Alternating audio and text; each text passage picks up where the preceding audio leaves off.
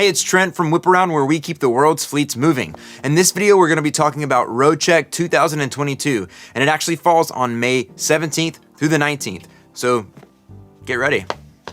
So in this video, we'll cover a handful of things. Number one, we'll cover how Roadcheck works, this 72-hour blitz that happens, and how you might be selected for an inspection.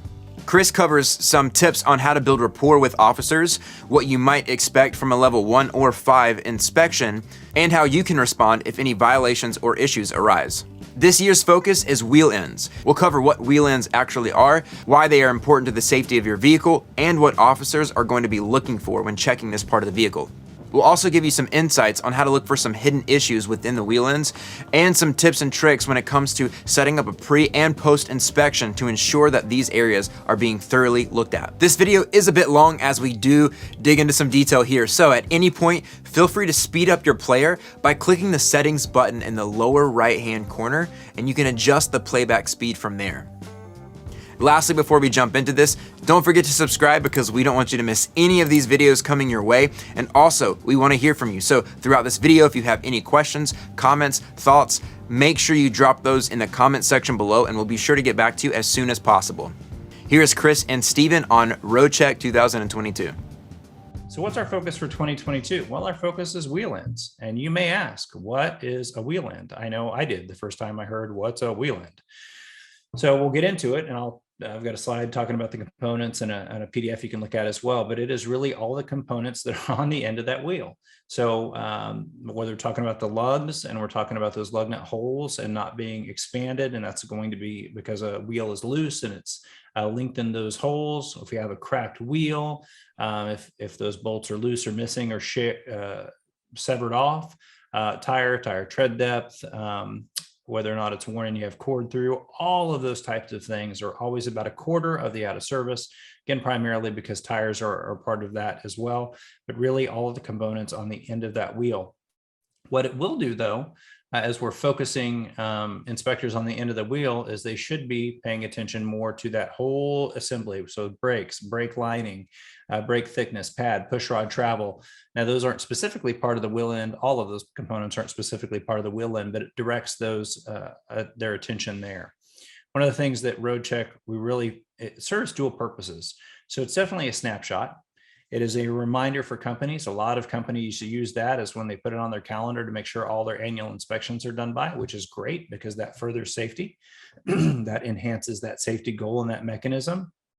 But it is also our opportunity to refocus our inspectors out there on a specific area. You know, we're talking about a lot of regulations, right? And so inspectors need that retraining and that annual recertification and reminder to make sure they're doing it the correct way as well. And that's one of the things we talk about in the Roadcheck committee.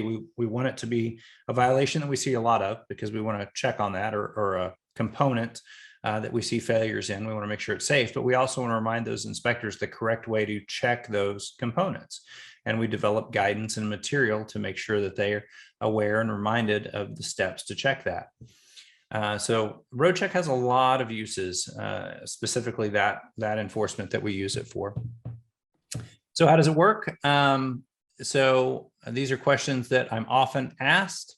Do they pick trucks at random? So some states, it just depends on the state and how they're set up for Roadcheck. A lot of states will have at their scale facility, and they'll direct all the trucks in, and they will screen them at that facility for an inspection for Roadcheck.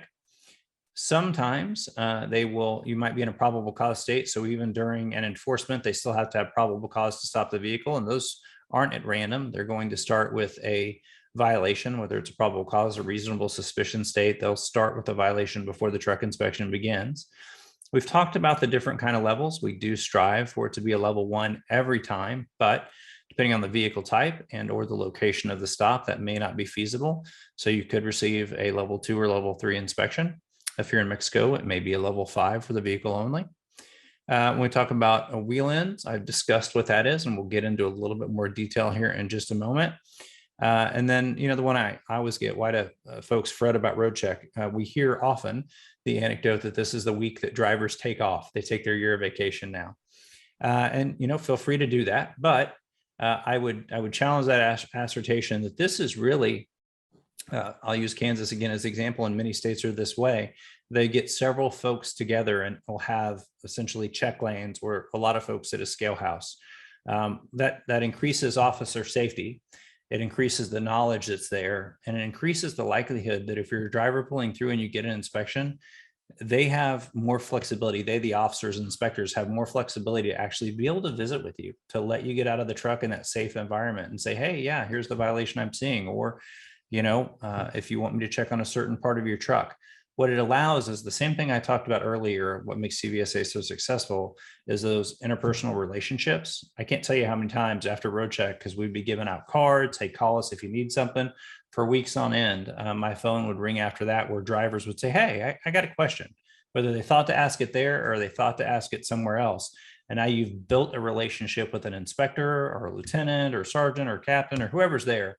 You've built that relationship and you have a resource to lean on when you have questions about regulations. And that furthers that safety message, which we're always trying to do. And I was going to add to that, Chris. I'll never forget when I was working at CVSA. One year, I got a letter from an association president who will go unnamed, saying that he was directing his members to take vacation the week during road check. And so I thought, I called him up and I said, what's the beef here? And, at the end of the day, it's safety requires everybody's involvement, and law enforcement has a job to do, just like the drivers and the carriers do, of moving the freight. And it is, if you take the right approach to it, everyone's got the same goal of highway safety. And frankly, you need to so keep that in mind as you're going through, that they have a job to do.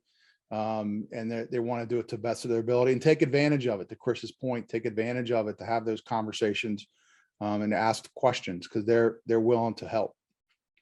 Yeah, and I would just add that this is the most likely time you're going to get a CVSA sticker as well. So if you've done that annual, you've done your pre-trip, done your post-trip, we're way more likely, we road check inspector guys, I don't do that anymore, way more likely to slap that on your window or on your truck, and then you're good for a period of time as well. So, if you've ever complained that your SMS in whatever area did you harm, road check is the opportunity to get a couple clean inspections. You know when it's coming. We tell you what we're going to be looking for, and we remind you to get your annual inspection and do your pre and post trip. If you want a clean inspection and you want a CVSA sticker to help bring down any SMS score you have an issue with, now's the time to get it done. So, feel free to take that week of vacation, but your peer groups are going to have those clean inspections, and they're going to be driven down and into the better place. And then just by default, you won't. So do what you want, but I hope you're out there during road check, and I hope we see you. All right, wheel ends. We've talked about it a little bit, but they're the wheels, rims, hubs, tires on a commercial motor vehicle. And those components historically account for about a quarter. Again, that's mostly because of tires. Certainly tires are something can be a causal factor. If you've ever seen a tire in the roadway, experienced drivers know how to handle that. Basically, you just take it, right? You hit it because swerving is going to lead to something bad. But especially our youth and our older drivers see that, and it is an obstacle in the roadway that oftentimes, if we have something, if they tried to move around, that can be a tire or other road debris, as they're not as skilled, or they don't have the same skills that they used to if they're an older driver, which I'm quickly becoming, I'm learning. We talked about where they've ended up, but these components are in the top 10. Not necessarily the top 5 other than tires, but certainly in the top 10 of out of service that we see.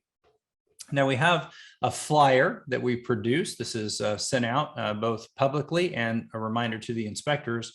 And I won't read all of them to you, but as a checklist on a full PDF, it talks about the focus for the year, reminds inspectors and the public what we're specifically looking for, but we're checking for those cracks and those locking rings, the studs, the clamps, looking for anything that's bent, cracked, or broken on the inside or outside of the rim, loose and broken and missing, damaged wheel fasteners, elongated stud holes, which I've mentioned a couple of times.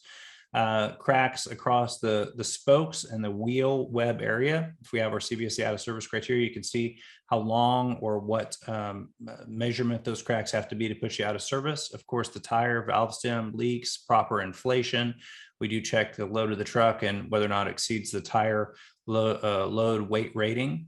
Wear and measurement of the tread depth, sidewall, all of those things that on the very end of the wheel. And that's why that picture there is so important. Those inspectors are trained to check each one of those lugs, each one of those wheel ends, and all of their components to make sure that they are operating safely. So as we've talked about, inspectors are primarily going to do that level 1, a 37-step procedure. Well over half of all the inspections that come in are a level 1 inspection. The rest of the levels make up the other half of the inspections that we receive. And then as we talk about wheel ends, you're looking at steps in our 37-step procedure, 13 and 15, 17 and 18. And they kind of refer back and forth to each other, but it's talking, there's no one place that wheels and rims are located, because it's tires in the procedure and then the wheels, and it's a little different places in the out of service as well. So it's kind of a combination of a couple places in our 37-step procedure, but pretty close together, as you can imagine, because they are similar components as we're doing that walk around. So Chris, quick question. How do inspectors decide what level of inspection to do?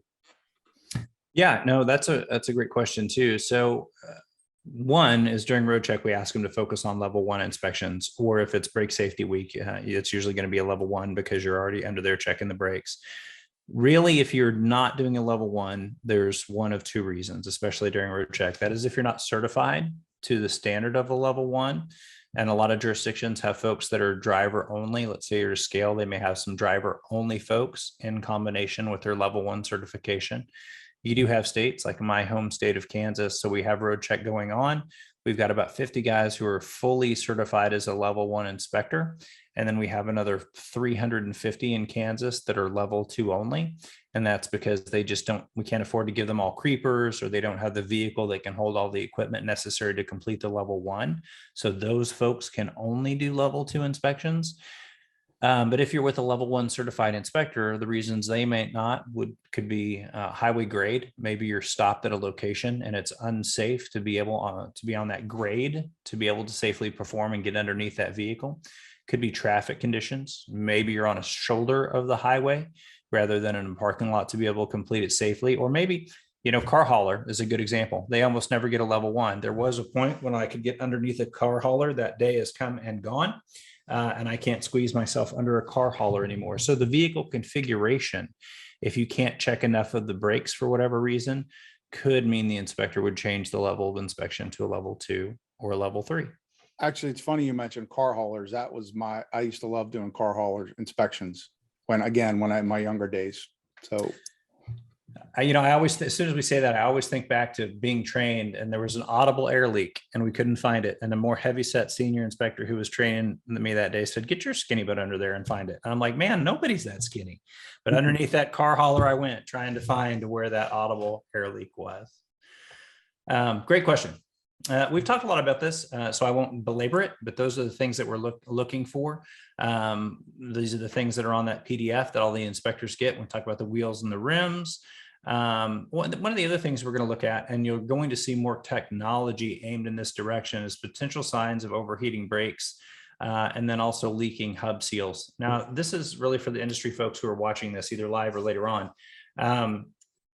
One of the things that has to be happening for a leaking hub, or the hubs that are leaking, it needs to be an active leak, essentially, right? So sometimes what you'll end up seeing is debris, grease, stuff in there that's built up over time, and it may not be leaking at that point in time. So, when you're doing that pre or post trip, maybe wipe it off if you don't have a rag to wipe it off. If the inspector finds something like that, that's one of those great times to go, "Hey, can you show me what you're talking about?" And that does a couple things. You're not arguing with the inspector, which you never want to do roadside, but you're asking because you want to be safer. And you can phrase it a bunch of ways. "Hey, I want to show my boss. Or I need to fix this later. I want to make sure I know what I'm fixing." And so they're happy to show you that. And you can go, "Oh gosh, hey, I don't think this is leaking. It's just left over." So there are ways to handle that. We call it verbal judo skills way back when I was in law enforcement, but there's ways to ask those questions that are both respectful and most likely, especially during road check where it's that safer environment, those officers will take you back there and show you those violations. Tires, you can see up there, we do have an inspection bulletin also that we make sure that officers are reminded of when we're talking about commercial motor vehicle tire design and tread depth of measurement. They need to make sure they're measuring that in the right places and using that tool correctly. Steering system and the front suspension. suspension, excuse me. Again, I won't read all of those to you, but certainly a reminder for what components are there to check. I know this video will be available. I don't know if you put out the deck, Tim, but feel free to use this deck in any way you need to moving forward. This is accessible to anybody from our point of view who would like it. And then I'm going to end with just discussing real quick the North American Standard Out of Service criteria. This is what we have the standard set to for when you are placed out of service for that imminent hazard. You can see on the screen, there's 3 shots. There are 3 different ways you can get this document, and you can order it from CVSA. The one I'm going to recommend, and I'll show you real quick, is going to be the CVSA app that can be on an iPad or an iPhone. That's the farthest left picture. The middle one is our out of service handbook. If you haven't seen that handbook, I guess I have one handy. It is a fantastic resource, and it is fantastic because it has a lot of, it's got our inspection procedure. It's got all sorts of stuff, and they are fold out types of sheets where you can actually get the full thing that folds out. It's color coded and you can look at it, or you can get, of course, the CVSA, just the sheet of paper as well. And that's just a downloadable PDF and something you can print out and just give to each of your drivers in the cab of the car. All right, Tim, I think it's you at this point. Fantastic. Hey, look, Chris, huge amount of detail there. Thanks so much for digging into that. I think, personally, I hear a lot about Roadcheck. I probably have come from not being a driver myself, but approaching it from that side of taking vacation at that point of year, given the sort of the interpretation of it all. But I think the way that it's explained, the opportunities within Roadcheck to walk away with that CVSA decal, I think are really important. And it's a great moment in the year to be able to actually look at your processes and procedures. Steve and I have talked plenty over the years about things like the safety management cycle, about how iterative all of these things are. It's just not 3 days in the year where you should start thinking about compliance, but it is a good opportunity to review what you do. And I guess this leads into what we do here at Whip Around, and I won't labor this point, but we are a fleet inspection and maintenance software. And if you flick over to the next slide there, Chris, 2 main components to what we did. We started out life really as an eDVIR, and we built an fleet inspection app and cloud-based dashboard that really focused in on the rules and regulations around DVIR, the 3 signature requirement, critical defects, non-critical defects, all those sorts of things. But the customized nature of our inspect product allows our customers to be able to introduce new inspection items or direct drivers to have more focus on particular components of the vehicles for times like this. So we've got a lot of customers at the moment who are introducing more wheel end components in their drivers' checks at the moment to make sure that leading into Roadcheck, they are increasing the focus on some of these things that are going to be under more scrutiny. We obviously have things like compulsory photos to be taken on items, so you can have some accountability and confidence that your drivers are actually out inspecting the components that they say they are. We love the word pencil whipping. We set out to tackle and eliminate pencil whipping from our customers' world. So it gives you not only great confidence in that your drivers are inspecting the things you want them to inspect, but it does empower drivers a lot that they are part of a workflow and a feedback loop, that the things they are flagging as defective or there are some issues on, they are getting that feedback back from mechanics, back from their shop to say they're going to be corrected or they have been corrected, and they have the confidence to head out in moments of the year like this in Roadcheck, knowing that their vehicles are in really good condition and they're not going to get tied up at a way station or be sitting in a vehicle that's been put out of service. The second component of what we do is on the next slide. Thanks, Chris. And that's our maintenance module. And so this is the evolution of our product over the last couple of years, is really building out the preventative maintenance scheduling component of this. So being able to configure service schedules and intervals based on mileage. We have a nifty little trick in there where you can just take a picture of the odometer and it will read the mileage and start triggering off reminders and alerts for different service tasks or PMs that may be due. And those are obviously in real time to anyone in the business. business that needs to hear them. So they can go directly to your shop, to your mechanic, to any stakeholder within your business without relying on one or two people to remember that these things are due. You obviously have all the digitized and centralized records of that systematic maintenance process that you have, tracking parts and labor costs, the work orders that you can create, pulling together the reactive defects from your inspections and some of that proactive maintenance service work that's due, combining both of those and assigning them to internal or external mechanics or shops, and then tracking those right through to completion. So if you were to get a compliance review, someone knocking on your door, then you're going to have a fairly easy, quick way to pull that record, identify maybe any gaps in the couple of days leading into when that's going to happen, be able to rectify any issues you have outstanding, and particularly for some of those offsite reviews that we've talked about, having this already digitalized, having those electronic files ready to send off and submit. And the proof that you've had this plan in place and you've been affecting this maintenance over time makes life very easy for Whip Around customers. So any of you listening today that aren't a Whip Around customer that would like to know a little bit more, whiparound.com, or feel free to contact me directly, tim@whiparound.com, and we'll absolutely look after you and be happy to even get you set up on a bit of a trial and maybe run that in parallel with this run into Roadcheck to kind of test some of the things that we've been talking about today. Well, So Tim, from me, massive thank you, Steve.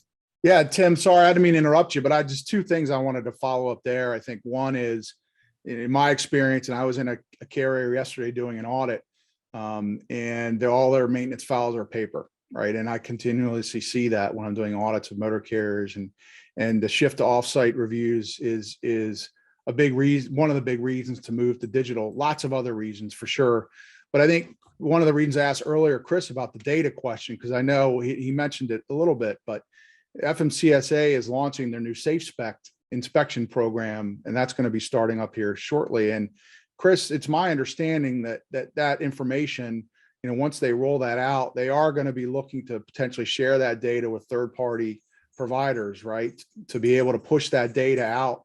So if you have a solution like Whip Around, you can import that data, right, and have real-time data. I think that's the long-term goal, Chris, my understanding, to be able to use that effectively and have an integrated solution. I would add, yes, to answer your question. Not that CVSA supports any particular member of ours, but I would tell you this from a lawyer perspective. We talk about those nuclear verdicts. If it's not a question of when you're going to be involved in a crash, or if you're going to, you are going to be involved at some point if you're a carrier in a crash. And as a result of that crash, you're pretty likely of being sued, right? Certainly in a lawsuit, if you wonder how that happens without the weeds of it, you sue everybody you can right off the bat, so you don't lose the ability to sue anyone later on.